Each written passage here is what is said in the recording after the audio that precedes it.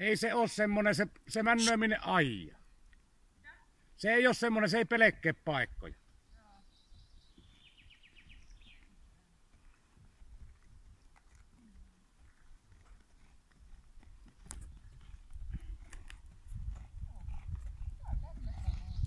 Se on silleen hyvä ravi paikallakin, kun se ei pökkyile minne. Se on kyllä hirveän helppo hevonen kaikin puolin. Niin mä muistelin, että eikö tää just ollut se? Joo, sen kanssa kyllä mitään onkelmia.